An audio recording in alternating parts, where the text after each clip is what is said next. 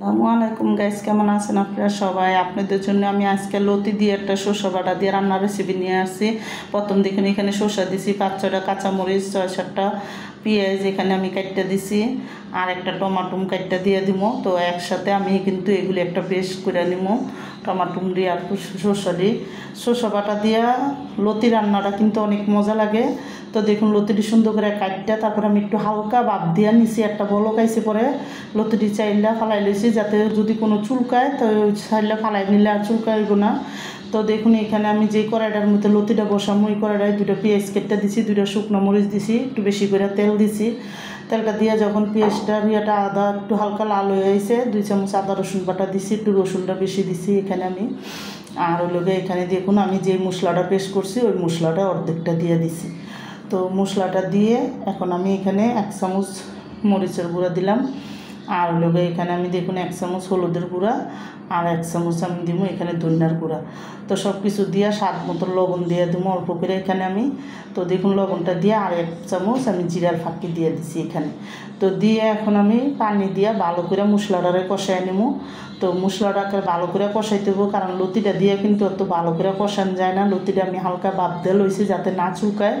তো দেখুন এখানে মশলাটা একটা ভালো মতন কষামো, মশলায় যাতে কাঁচা কোনো গন্ধ না থাকে, এই জন্য কিন্তু আমি পানি দিয়ে ভালো মতন মশলাটারে কষামো। তো আমার এই লতি দিয়া শসা বাটা দিয়ে রান্নার রেসিপিটা যাদের পছন্দ তারা লাইক সাবস্ক্রাইব দিয়েন প্লিজ। আমার ভিডিওটা আপনারা বেশি বেশি শেয়ার করে দিয়েন আর সাবস্ক্রাইব করে দিয়েন। আর একবার এইভাবে করে লতি রান্না করে খেয়ে দেখেন, অনেক মজা লাগে। তো এটি কিন্তু চিকন লতিটা কিন্তু অনেকই মজা লাগছে, আসলে লতিটা খাইতে অনেক ভালো লাগছে। তো দেখুন এখানে মশলাটা কষায় আমি কিন্তু লতিটা দিয়ে সুন্দর মতন মশলার সাথে মিলাই দিছি।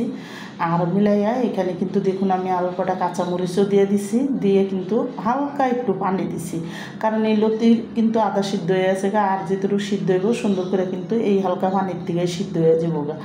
আর আমি কিন্তু এখানে দেখুন এখন ডাইটটা লতিটা রান্না করবো। আর যখন 2-3টা বলক আইছে আমি 1 টুকরা লেবুর রস এখানে দিয়ে দিলাম।